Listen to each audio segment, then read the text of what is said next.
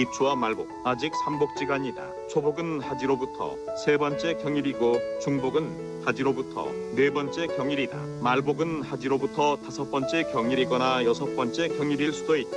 말복은 항상 입추 이후여야 하므로 하지로부터 다섯 번째 경일이 입추 후가 되면 그날이 말복이 되나 입추 이전 두면 하지로부터 여섯 번째 경일이 말복이 되는데 올해가 이런 경우로 월복이라 부른다. 천간은 동양적 세계관 인식관 12지중식관을 의미한다. 천간은 1개월을 3등분한 10일을 세는 방법에서 기원한 것으로 본다. 천간은 갑을 병정부 기경신 임계다. 천간은 연월일시를 표시할 때 단독으로 쓰지 않고 보통 지지와 결합하여 갑자, 을, 축 등의 순서로 60가지로 표시한다. 사람이 태어난 연월일시를 일컫는 사주는 이 방법으로 표시한다.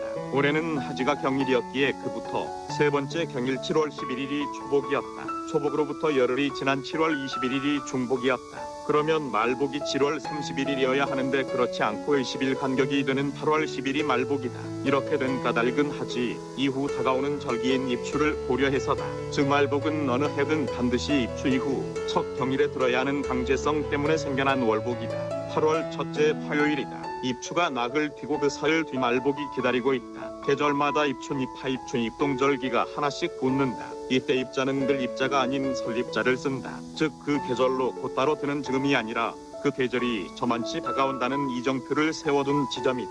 그러니 입추절기라고 가을이 곁에 다가온 것으로 여겨서는 안 된다. 지금이 비록 삼복염천이지만 나는 가을이 오는 김새를 찾아내고 있다. 며칠 전 창원 천견으로 나갔다가 수크령 이삭이 되어있는 것을 보았다. 수크령은 강아지 풀과 같은 벽으로 한여름을 지나면서 강아지 꼬리와 같은 이삭이 나왔다. 엊그제 내가 사는 아파트 단지 초등 친구가 가꾸는 꽃밭에 핀 상사화도 봤다. 상사화가 피면 가을이 가까워졌음은 내가 들꽃에서 확인하는 계절 감각이다.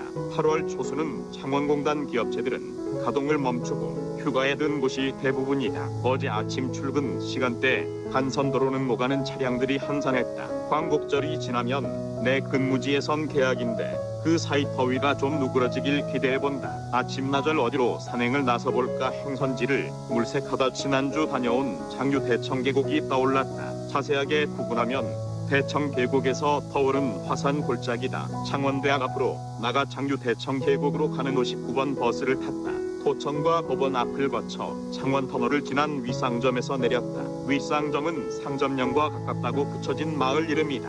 불모산 송신소로 가는 대청 육교를 건너 약수산장 근처로 가 숲으로 들었다.